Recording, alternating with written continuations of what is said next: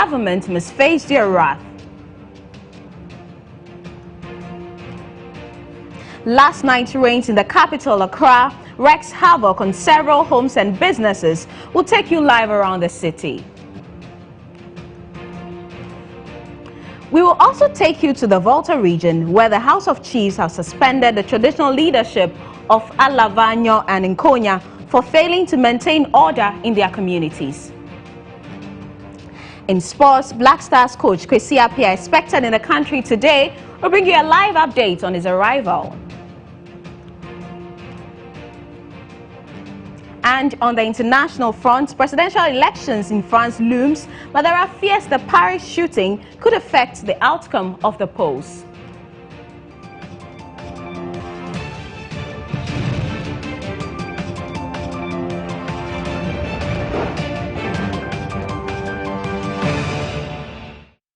Thank you for joining us. We are live around the world on GHOneTV.com/livestream and also on our Facebook page, GH1 TV. Now, here's our first story. Last night's rains wreaked havoc in several parts of the national capital city, Accra.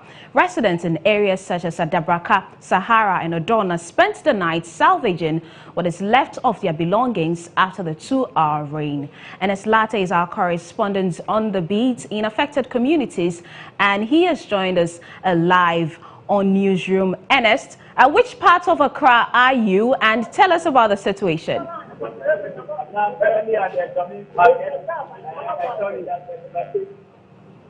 Last night's rain is very profound. It's very profound in this area. Earlier on in the morning, I went to the North Kaneshie industrial area, and I can also tell you that some of the warehouses in that community are under lock and key because they have been submerged in flood waters. So I want you to just have a feel of the items that have been destroyed by the rainwaters. So these are items that have been removed from the original curtain by the shop owners. They are keeping them on the sunshine so that they can repackage them again. They'll put them into new boxes again. They are still cleaning up in the shops. So I want us to go right into the shop and let them tell their own stories and tell us how much they have lost as a result of the rain. A lot of them have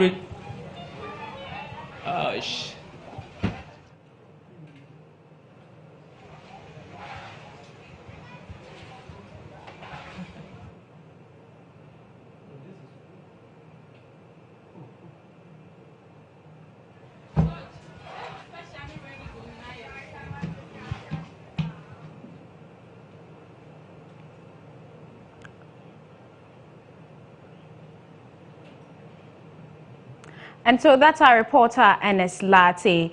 He joined us from Dome, where we brought you pictures in Accra.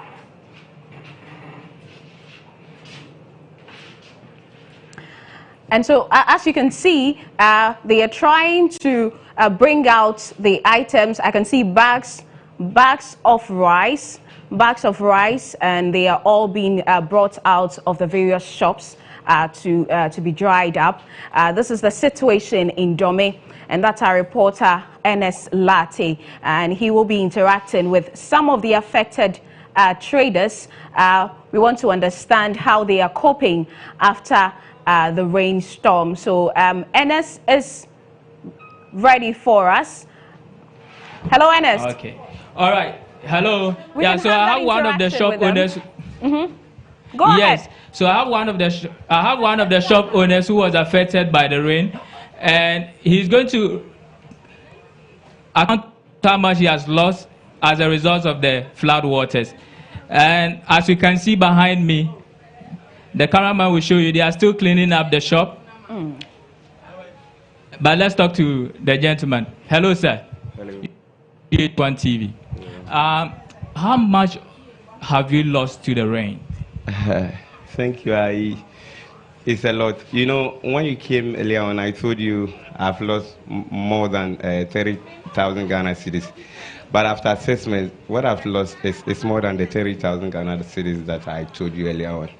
Because as you can see, we are repacking everything back. You know, look at the steps. You know, all this flood is completely destroyed by the rain.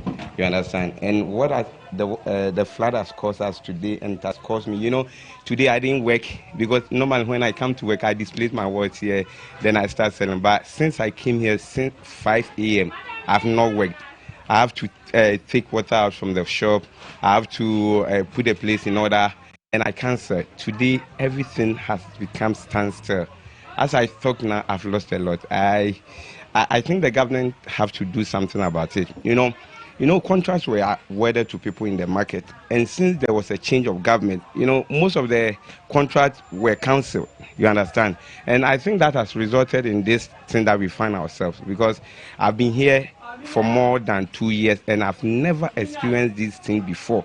Even water has never been to my shop before. Today is the first time, and I'm lost of words. So what is the way forward? What are you going to do now that you have lost several millions of cities as a result of these flood waters? The way forward is for for government to be, people have built on the drainage. You understand? Most of the shops or most of the stores are on the drainage, and most of the people too are government affiliate people. You understand? So they can't do anything about it, because this Domi constituency is for Domi Kwabinya constituency, mainly MPP, and most of the people who have built on the drainage are MPP people. So the government is inactive. He can't do anything. So the government have to be proactive. You understand? You have to. We shouldn't build on this place. Then when you see that something is not good, then you have to, the authorities, the DC or something have to come inside and come and stop it. If you don't stop this thing will keep occurring every day. And when you lose these things, nobody is coming to your aid. The government will see you, the government will not come to your aid. They will just come and sympathize with you. Oh, it's okay. And that's all. They can't do anything again. So you, through the media, you have to be checking on them, because they said they secure a fund for the drainage system in Ghana. So they have to bring some of the funds to domain. Okay, yeah. All right. Yeah. Thank you very much. I want us to go outside. There are a lot of shops within this lane that have been affected. And I tell you, it's very devastating. Mattresses have been soaked in water and all that. I'm taking you right now to another shop just for you to have a feel of what has happened. Hello, madam. Have you cited any personnel of the National Disaster Management Organization at the Domi Market? Not as of now. Not as of now. I have another woman here. She runs a provision shop, and she has also lost several amounts of money as a result of the flood waters. Let's talk to her. Hello, madam. Good morning. You are live on GHOne TV. Good morning. Me pacho no nsu etoye how be na dia abram nsu so be na dia abram. Say wo ba ha we hu how o dia abram. Say wo ba hu bi me bo a. Ye ne o ma sei. Nsuo no aha no gata na wo mo ye no. Wo ma block nsuo ni ntentumi nko. Nti nsuo ni nyina be wura shops na wa ha. Ye wa nyina obi a ne o ma sei.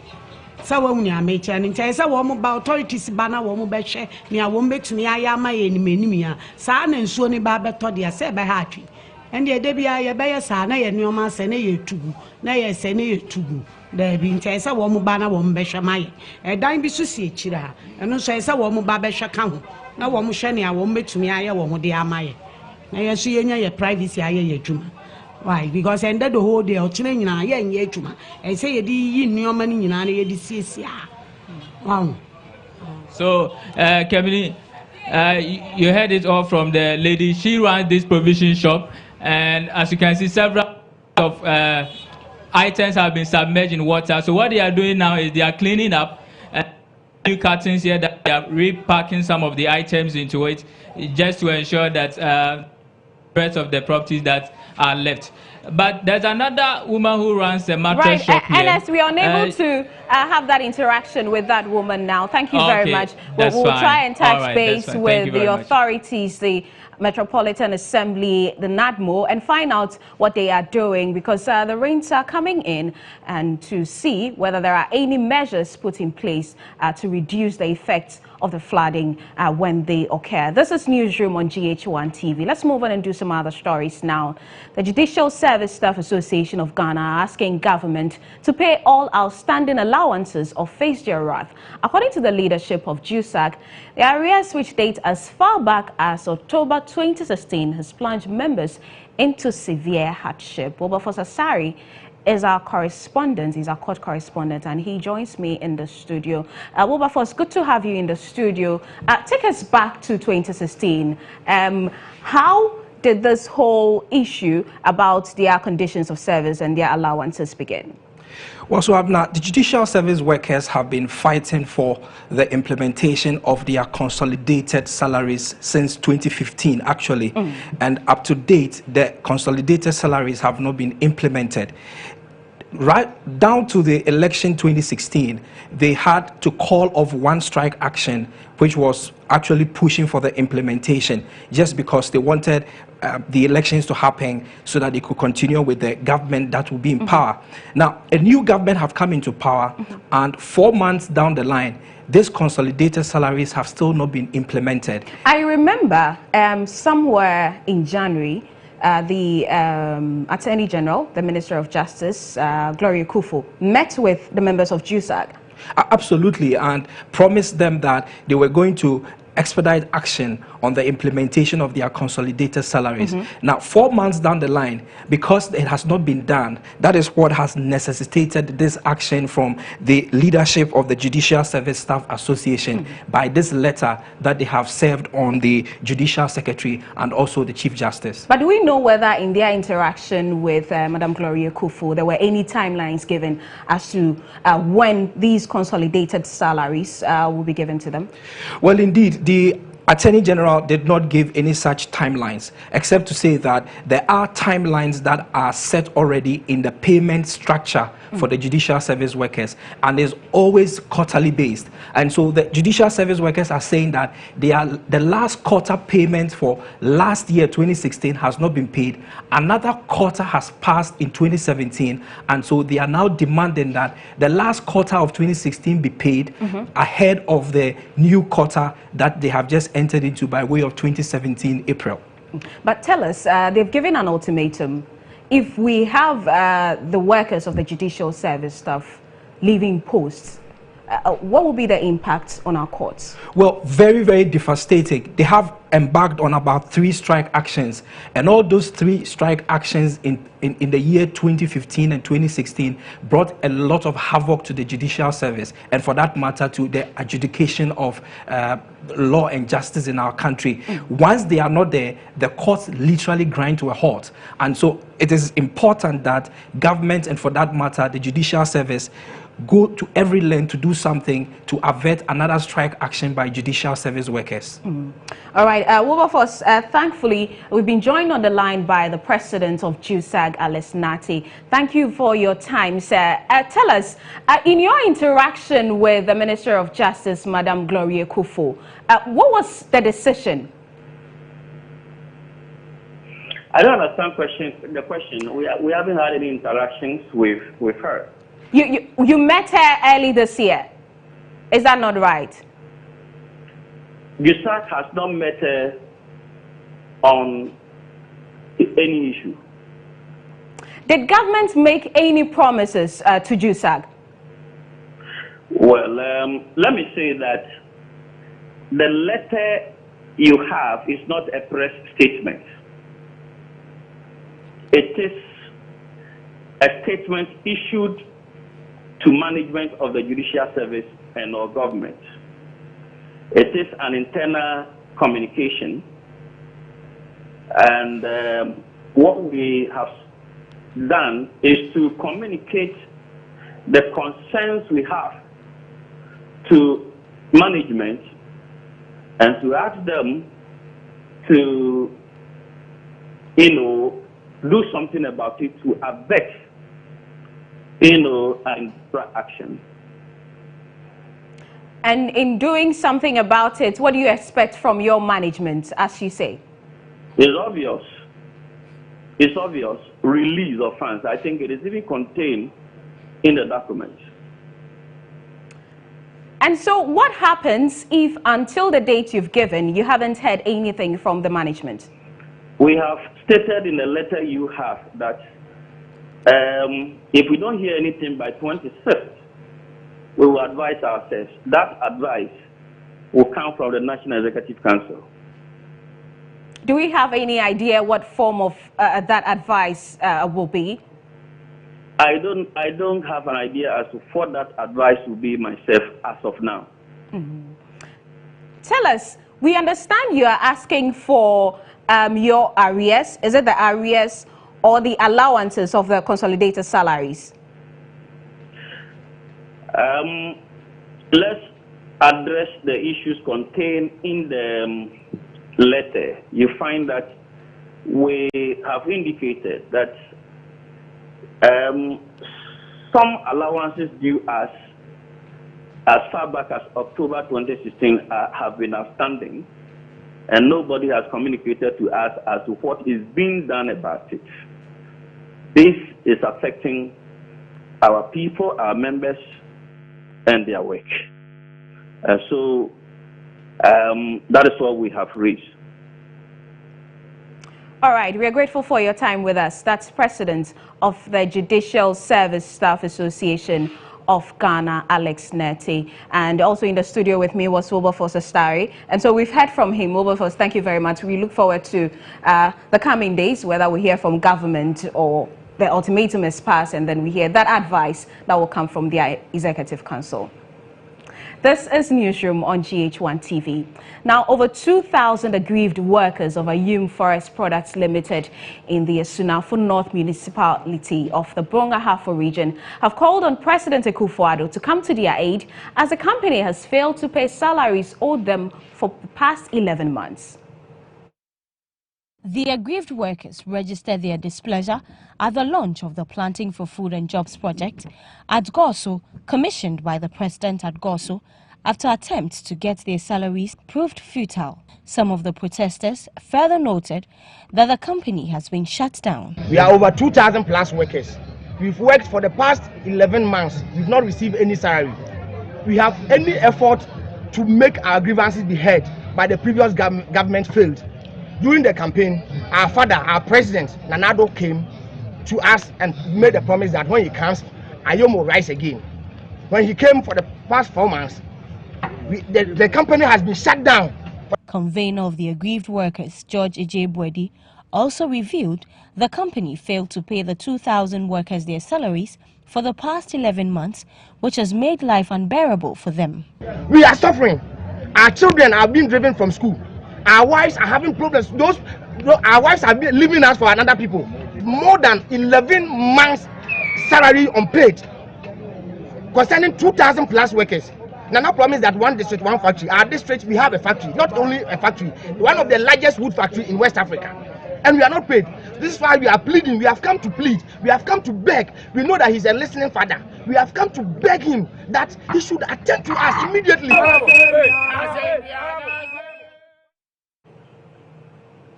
The Volta Regional House of Chiefs has suspended the paramount chiefs and queen mothers of Nkonya and Alavanyo indefinitely for their inability to maintain peace between the two traditional areas. The decision was taken at an emergency meeting between the Regional Security Council and the Volta Regional House of Chiefs. The suspension of the chiefs and queen mothers of the two communities is in response to a shooting incident which killed 2 people and injuring 3 others in Nkonya.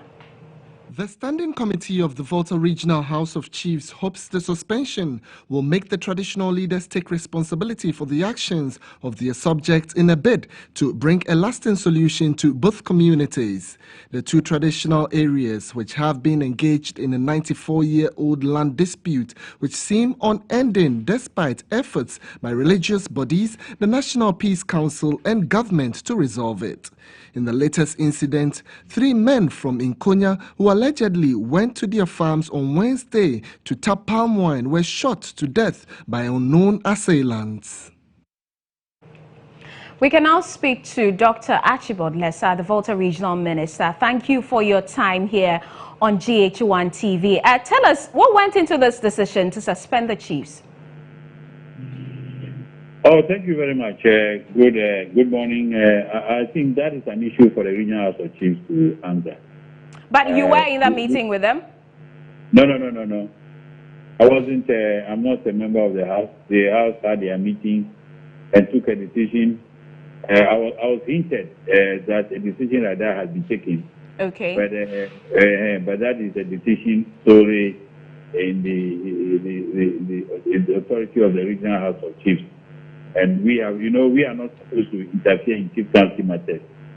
So they may have their own course of conduct that they are following, and we have nothing to do with that. Our hand is not to that. But from where you sit as regional minister, what do you make of this decision?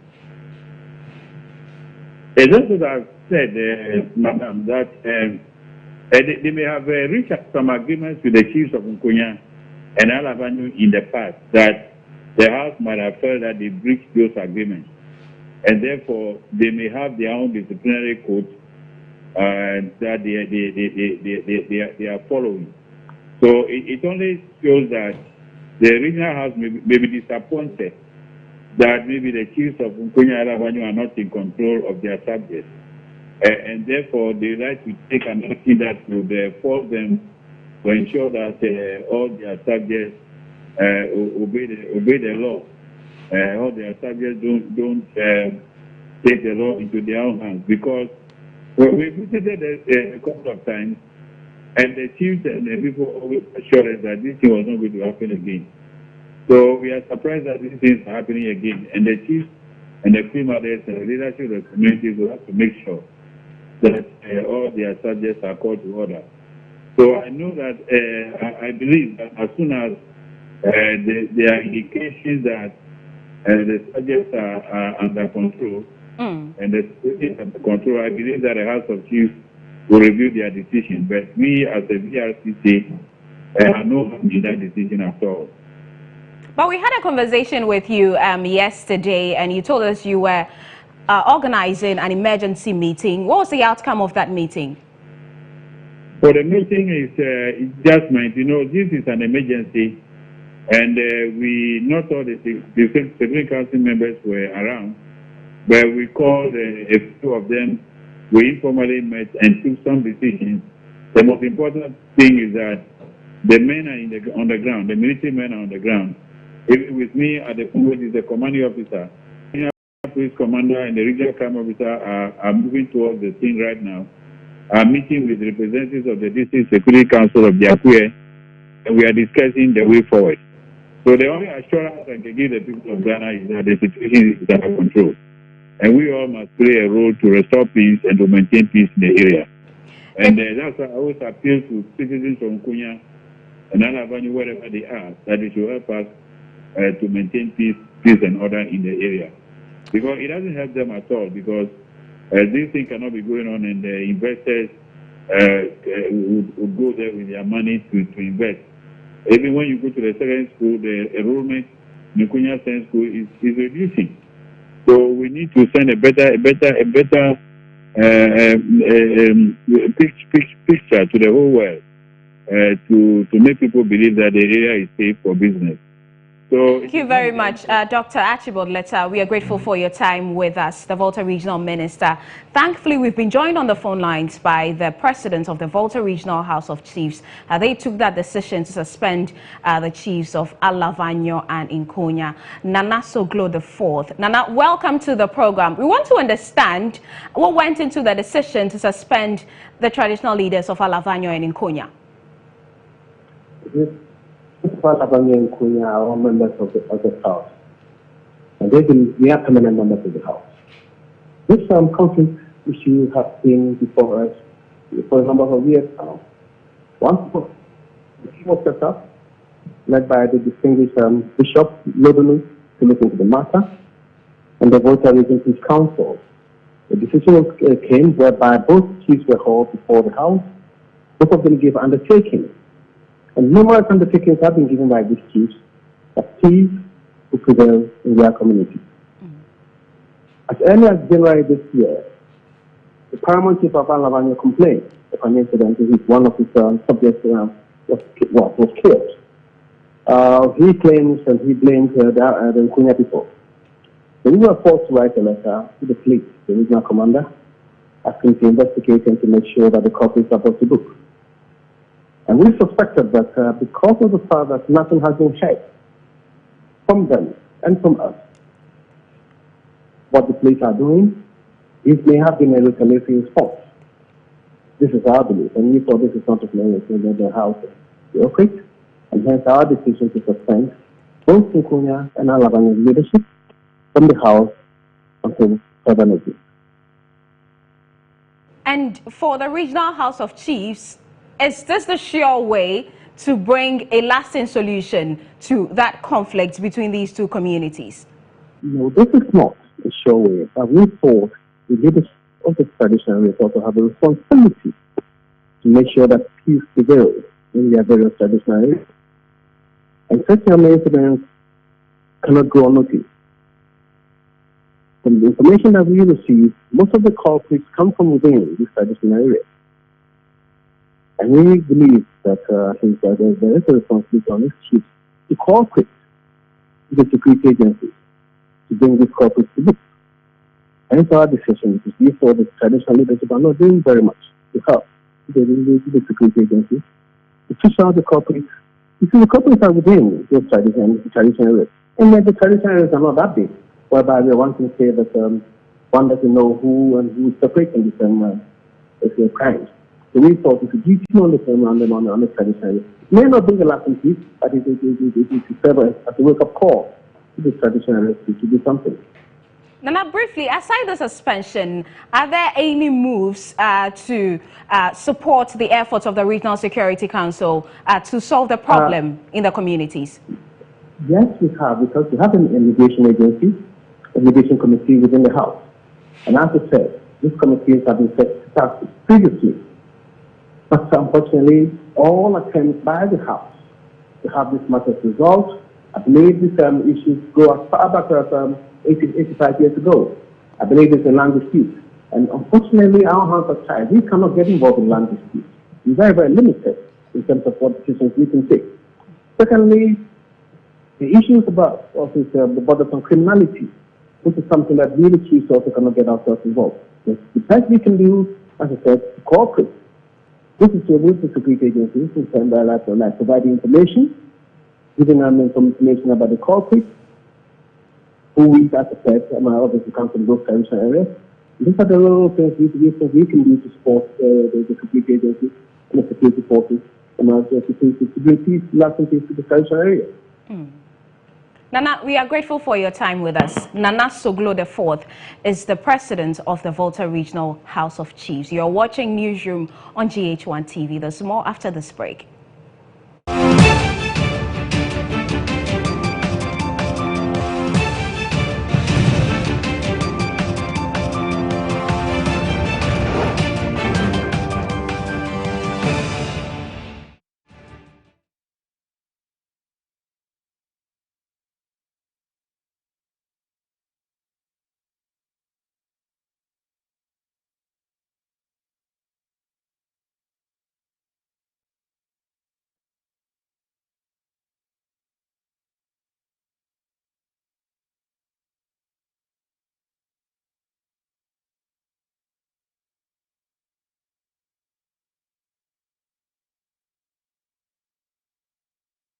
Welcome to semi-final. The stage is set. It's the maiden edition of the Royal Banking and Finance Challenge 2017, an inter-university competition among 16 universities poised to champion financial literacy in Ghana. Catch the nerve-wracking moment, the display of intelligence, confidence, courage, and a whole lot to learn. The Royal Banking and Finance Challenge 2017 is supported by the Ghana Stock Exchange, SMIT, Chartered Institute of Bankers Ghana, Glycolife, Databank, Everpure, The Finder, GH1 TV, and proudly brought to you by the Royal Bank. The Royal Bank, real banking, real difference. This is an EduFair Ghana Foundation initiative.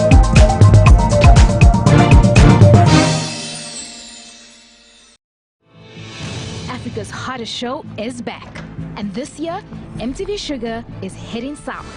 Femi, welcome to Josie. To a city that never sleeps.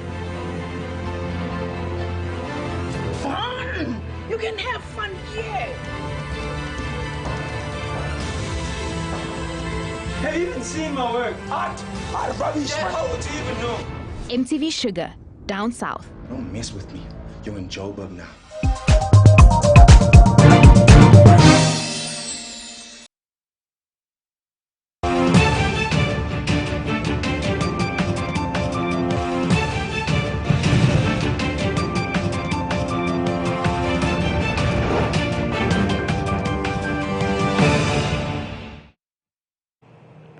Thank you for staying with us. Let's recap our top stories this hour.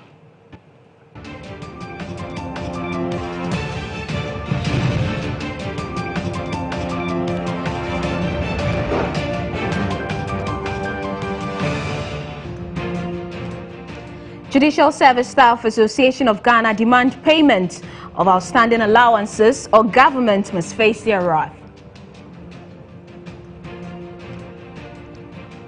Last night's rains in the capital city Accra wreaks havoc on several homes and businesses.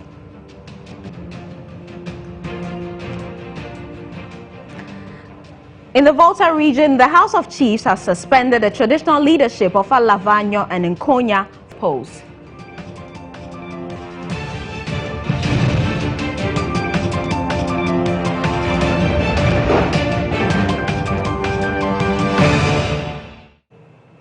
A group calling itself Concerned Citizens of Ododo Diodio, aligned to the National Democratic Congress, are calling on the Ododo Diodio Youth for Accountability to stop the vilification and mudslinging against their Member of Parliament, Neil Lante Vanderpoy, or else they will drag them to court. The group alleges that the Ododo Diodio Youth for Accountability have implicated the MP for sponsoring ammunitions to instigate the recent Agboboloshi clashes, which killed one person and injured 8 others. The Ododo Diodio Youth for Accountability is an alleged movement affiliated to the New Patriotic Party at the Ododo Diodio constituency. Officials say the group are responsible for the falsehood being peddled in the media against the MP for the area. The group is alleged to have doctored a media interview by Neil Lante Vanderpoy, claiming that the Member of Parliament doles out money to young ladies in the constituency to terminate pregnancies. It also asserts that the Ododo Diodio Youth for Accountability has misquoted the NP as saying the people of Old Fadama are criminals. Today, the same group of people are here again spreading another falsehood, claiming Honorable Neil Lante Vanderpoy sponsored attacks with ammunition to attack people and MPP supporters in the Old Fadama community. They are trying hard to associate him with the recent clashes at Old Fadama without any shred of evidence. Yet, we all know this matter has been widely reported by almost all media houses in Ghana, and have established the fact that the clashes erupted out of a mobile phone theft, which later degenerated into tribal disputes. The concerned youth of Ododo Diodio are calling on the Ododo Diodio Youth for Accountability to retract the accusations and defamatory remarks against the Member of Parliament of the area, or else they will take a legal action against them. Members of the concerned youth of Ododo Diodio would therefore like to use this opportunity to call on Oya to stop the peddling of the falsehood and lies against the Member of Parliament, Neil Lante Vanderpoy, and render an unqualified apology to him without any reservations. Our next option would be legal. This nonsense must stop. The group is therefore calling on central government and city authorities to improve the standard of living of the people in Agboboloshi to promote peace in the area. Well, the Ododo Diodio Youth for Accountability have denied the accusations. The convener for the group, Kwesi Bwedi, in an interview with GHOne TV, indicated that they made no such allegations against the Member of Parliament, Neil Lante Vanderpoy. Most of the references they made, of course, we never, in a press statement signed by Ododo Youth for Accountability, we never accused the MP of sponsoring tax. No. We only made reference to it in our 18th April press statement we issued out, that there is this group out there called the Old Fadaman MPP Youth Association. And in the past, we were saying that a week before the elections of 2016 elections, these people came out to make allegations that the MP is sponsoring people. And I have a copy of their statement here. If you will permit me, I can just read that section for you. They said, Neil Lante Vanderpoy has not repented from his old ways. And as we speak, there is available information that he has sponsored thugs with ammunitions just to foment trouble and cause mayhem before and after the 7th December elections. Nilante Vanderpoel has given out 25 AK-47 assault rifles and 5 shotguns to these thugs. We are not apologizing. Okay. Fast forward. We are not rendering any unqualified. No, none of that. Okay. If Nilante Vanderpoel and the so-called concerned youth of Ododojo failed, defamed by any of the utterances as stated in our press releases, they can go to. Now let's talk about Patrick Yeboah, the young man who has been paralyzed after a billboard fell on him. Well, we have gathered that that billboard has been removed. It is unclear what necessitated the removal of the billboard, but our sources indicate that the billboard was removed as part of efforts to discount Patrick Yeboah's case in court. According to eyewitnesses, the billboard allegedly belonging to MDEX Advertising Company was removed sometime last week at about 7 in the morning. Mbacho omo babaye 7 mo Mimi fifie ba no omo wo ho a omo eni na mo ba no mo start ye. Ti me so me share mi dwane wie ye no. Ti me wen na omo start a omo ba ko etu ase no. Nti mienu no fa ni so onyina yo na omo otwe. Ti omo twe ade ne de to form. Enti be 30 minutes time mo say towing car no so aba. E no omo maso. E no omo de to no omo tu fa ma techu. Kuloni mo ba me hu so omo atene abefa ha bio. A day before mbe billboard no. Na nwumre na me hu say nkrofo bi ba 2 guys. Ana ba na omo be yi banana na eboso. Enti the next day ana omo ba na omo be yi structure na nkasa e de ko omo de isa machine ya omo di tutu billboard no. Enu bi no omo de ba na omo de be tu de ko ye. Ebe ebi obi na ma omo order na instructions bi na ma omo de be ye. Ti mi de mi gide chere mi say bi a company ni na ma omo be yi fi o. For Patrick Yeboah, this new development was a sign that officials were trying to cover up the incident and were not prepared to own up to their mistakes. It was quite funny because I don't know why they had to take off the billboard because the story is already out there. Patrick Yeboah has been confined in a wheelchair for about a year now after a billboard allegedly belonging to MDEX Advertising Company fell on him. Patrick, who is paralyzed for life, is seeking justice, and so is his mother, who has been his only support.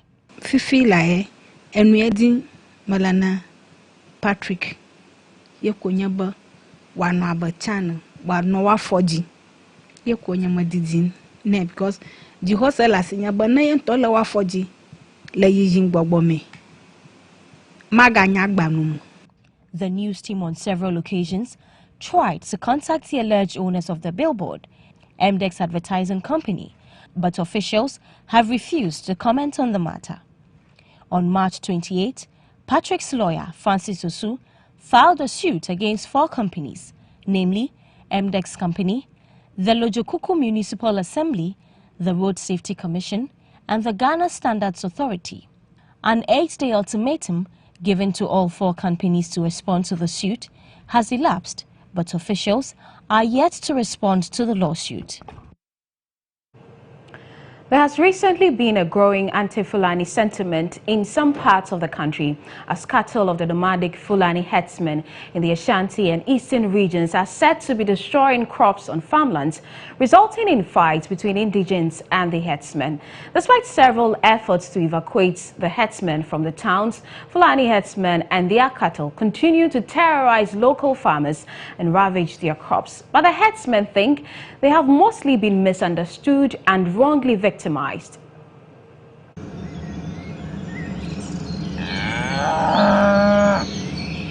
Fulanis are believed to be the largest semi-nomadic group in the world and are found across West and Central Africa, from Senegal to the Central African Republic.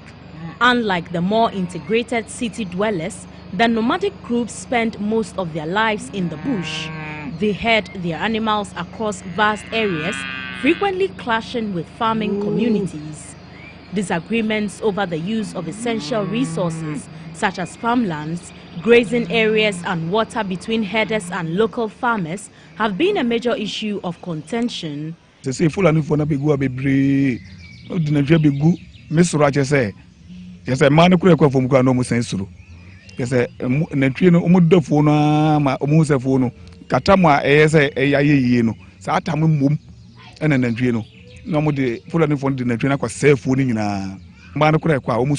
Okotono say beremani tu ni banche kura twetwa mamoa sa wogina wo sa na ohwe no ontimi nka hwe osuro because onu say okoka say ya follow ni no otwe dade ne dade no otwe de twetwa no enti osuro. There have been several reports on clashes between Fulanis and residents of farming communities, especially in Agogo in the Ashanti region and other forest areas in the country. In Ghana, when you hear of herdsmen, what readily comes to mind are the Fulanis and their cattle that are synonymous to the destruction of farm produce. But today, the story is different. There are some who have interesting stuff to share, but they believe or think that they have been victimized wrongly. 11-year-old Sule Ali, who has been a herdsman for more than a year in Nketepa, believe they have been victimized wrongly since they do not intentionally send animals to destroy crops on people's farmlands. Even feeling better. Until me feel better. I said, those who I know, when say a year, or a comedy one, which I'm a bit my movie, or send a bit my movie. No, so I could need. Sule dropped out of school to help his father rear his cattle, which he says will be his property when his father dies. Me call at me drink me work class one and me jay. Pese minya, minyeska umanoma, makope jumavia and Juma bang. Say, Mrs. Sumetimato, we know be so in your name. Now it's enough. Now it's enough in your day. Say, Yashu, Minya Jumabi, Aminaya. Betty my yet say a cranny may cranny. Media money beans. He travels hundreds of miles together with his brother with their cattle in search of pasture. They frequently clash with farmers who consistently accuse them of damaging their crops and failing to control their animals. For Sule, handling such confrontations has been a major issue. I can't say yes, I'm Shaddai. Until on a carbon sound, Pines or Ashada. So I shadda the one casa over Pamako Nippons in Panicasa. Won't cover Tite. Nipan Tite Diasi. Sefura Niquanzana. Nipana Jana upon Chirako.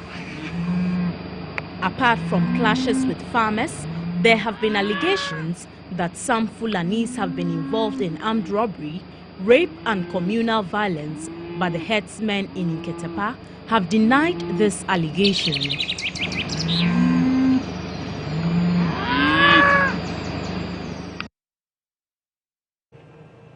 And we've got sports, international and business news all coming up. But here's a reminder of our top stories.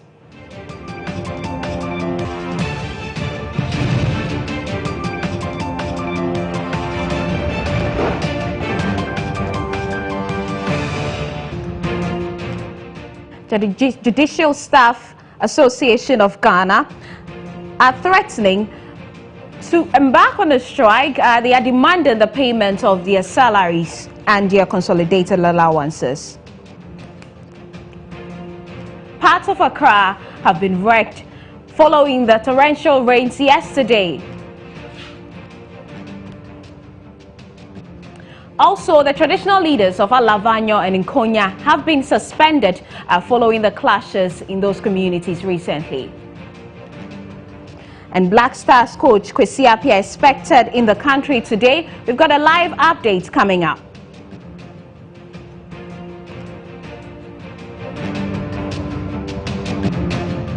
French elections, we understand the Paris shooting could have an influence on the polls.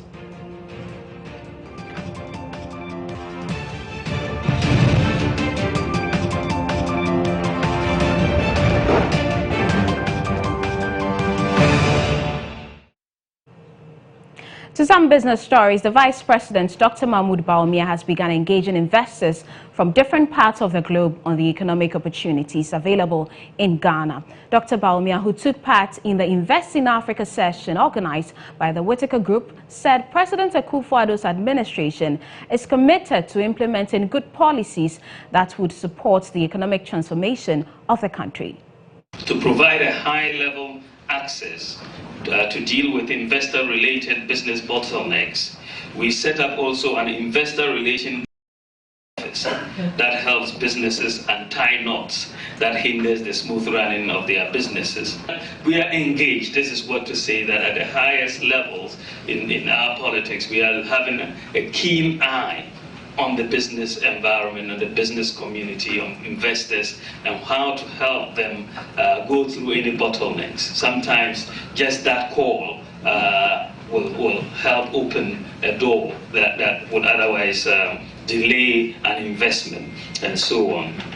So we are very much focused on getting things done. We've also brought a new ministry, which is a ministry for business development, which was created and tasked with improving the business environment, not only to rival, but to beat the likes of Rwanda and Ivory Coast, who have made great strides in doing so. Now, Ghana's economic team have arrived in Washington, D.C. for the 2017 World Bank IMF Spring Meetings. The delegations are led by Vice President Dr. Mahmoud Bawumia, and they are expected to hold a series of meetings with officials at the Bretton Woods institutions while engaging investors on the side. And our correspondent, famous Atichogbe, reports security is tight at the venue. As terrorism continues to threaten many countries globally, international gatherings could be an easy target for terrorists to launch their attacks. Security is top on the agenda as finance ministers, bank governors, and many high-profile dignitaries from other private and government sectors in over 100 converge in Washington, D.C. for the 2017 World Bank Spring IMF meetings. Visible at the venue are armed policemen and women and plainclothes security officers stationed at various entry points and strategic locations at the venue to check electronically, verify accreditation tags to safeguard the lives and properties of invited guests. Sniffer dogs complement the efforts of security officers at detecting weapons and other unauthorized substances, gadgets, or equipments that could pose a threat to security. Security officials conduct thorough back and body checks with the aid of scanners and are constantly patrolling and monitoring activities through CCTVs to ensure nothing slips through the surveillance. Now, businessman and CEO of Dalex Finance, Ken Thompson, has urged Ghanaians to put to rest issues about the recent $2.25 billion bond issued by government. Speaking on State of Affairs, Ken Thompson said accusations by the minority on transparency and conflict of interest did not matter so long as Ghana was getting a good rate for the bond. It's a chicken and egg situation. First, for me, the issues were secrecy. Okay, they've come out, there's something they do, there's something that the person was already an investor in this country, and for me, so we should put it to bed. And I think we got a good rate. For you, it doesn't matter? No, it doesn't matter. You're a businessman. No, but think about this. And this is, I'll look at it from, I'll come to where we talk about the CD, I'll talk about that separately. All right. But you have a situation where you are paying, say, maybe 100 cedis per month in interest, you know, and that's making your budget tight.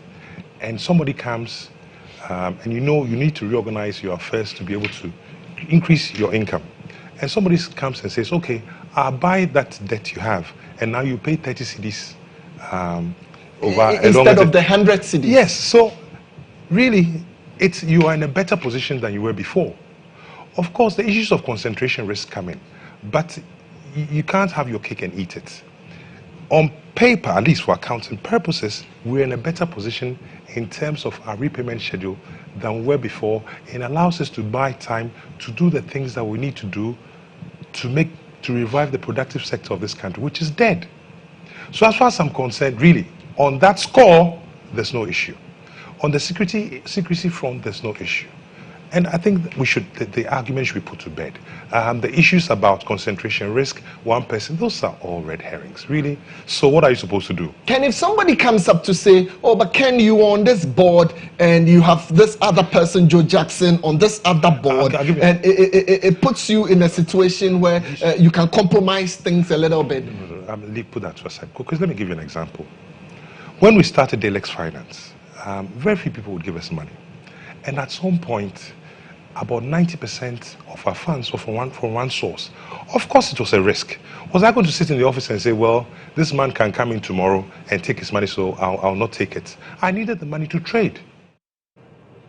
Well, in other business news, President Akufo-Addo has disclosed that 51 factories have been identified for the first phase of the One District, One Factory program. The president promised 216 factories over the next 4 years in fulfillment of the campaign promise to create jobs. Subsequently, an amount of $465 million have been earmarked for the process. President Akufo-Addo, during the final session of his two-day tour of the Bono Ahafo region, paid separate courtesy calls on the Omanhene of Sunyai and the Omanhene of the Doma traditional area, Osadieyo Ajimambedu, at their respective palaces. The visit was to thank the two chiefs for their support during the just-ended elections. Addressing the issue of Galamsey, the president stated that his government is poised to solve the issue. Illegal mining, say issue, say assassin. As saying, you know, your crowd say, yeah, baby trustle. Then you fall like wanted the Yababi one idea, no, Ghana would giant Mayan, Samson as a sea bomb in the Jamawania, and what a cheer air bay. As a galan say, we are set up home by Uncle Sea Baby Jaya. Ebia. The president also spoke about the Delta Force issue and indicated that the rule of law will abide. South Delta Force. Makana Messi Suakebio. Sembra Baba Yajuma Wagana. Not just a say Emrano. Ayajuma Yanshani Penny. Say Wamrana say, we MPP now NDC and Amrano Bear. That's just a Yamrano. The Omahini of Doma appealed to the president to construct a stadium for the region and also complete the construction of the University of Energy and Natural Resources in Doma. Up next is sports news.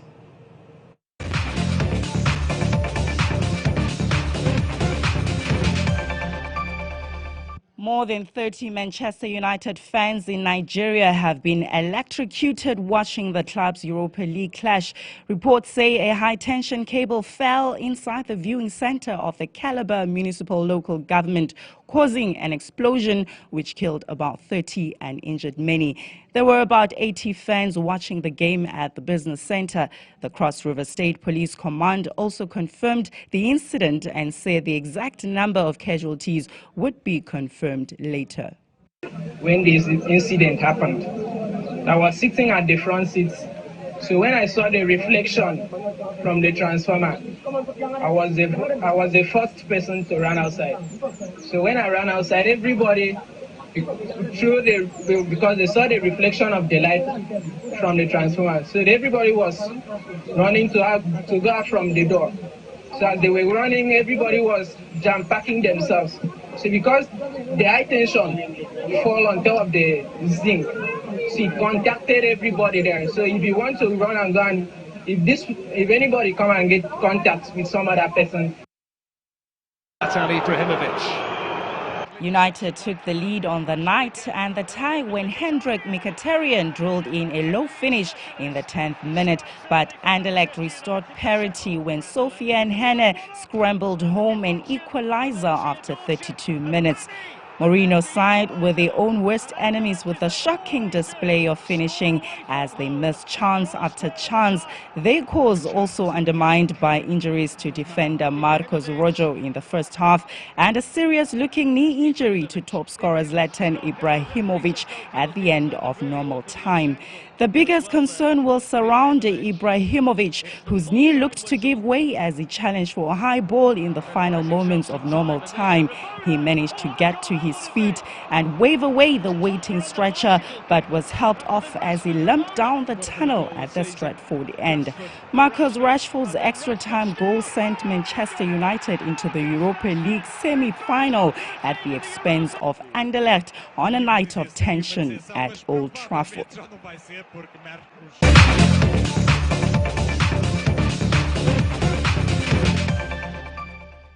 Well, back home in Accra, Black Stars coach Kwesi Appiah is expected in the country today. Let's speak to Kingsley Area with our sister station Kasapa FM, Kasapa Sports. Kingsley, give us a brief atmosphere at the airport currently. Well, I can say that exactly 5 minutes ago, the head coach of the Black Stars, Dr. Kwesi Appiah, landed and then spoke to the media. Just a while ago, about 2 minutes ago, and all that he's saying is he's happy the way the crowd has come to the airport to welcome him, and he's expecting that now that they have given the nod, he's expecting the entire nation to back him so that all the job that is ahead of him will be successful. So right now he's in the country. He just sat down, he just spoke to the media, and it's the VVIP lounge. Look with the FC of the house. Jahim Sanidara and then Alexa Santi, who is the international relations of the FA, talking about how the arrangements they have for him from Monday up to Monday when he will be on bail to the entire nation. So currently the chapter is in the country, and then we are hoping that there are a lot of arrangements we made for him so that he'll be able to do all those things that is expected of him. Thank you very much, Kingsley Area with Kasapa FM Sports. Up next is international news. Off in France, as that Paris shooting will affect presidential elections as first round looms as 3 candidates cancel meetings in run-up to vote as terror issue threatens to derail campaign following the Paris attack. It was to have been the final sprint to the French presidential first round finishing line, a chance to have a last meeting or rally and get in the last word before the end of campaign deadline at midnight. Instead, the first leadership election to be organized during a state of emergency ended with a heightened fear of terrorism following the Paris shooting in which 1 police officer was killed. The gunman wounded 2 police officers before being shot dead by security forces. A pump-action shotgun and knives were found in his car. This happens as France prepares itself for a presidential vote. And we are concluding Newsroom today, but here's a recap of our top stories. To clear the streets of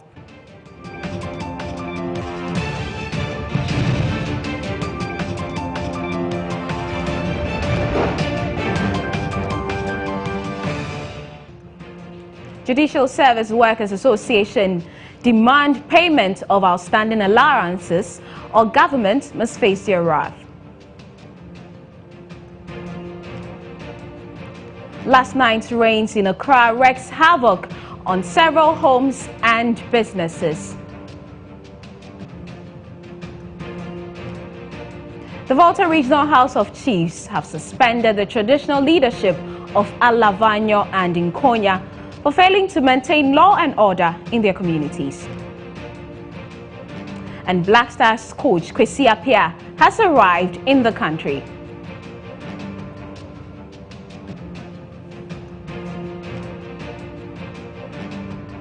In news elsewhere, elections in France looms, but there are fears the Paris shooting could affect the outcome of the polls.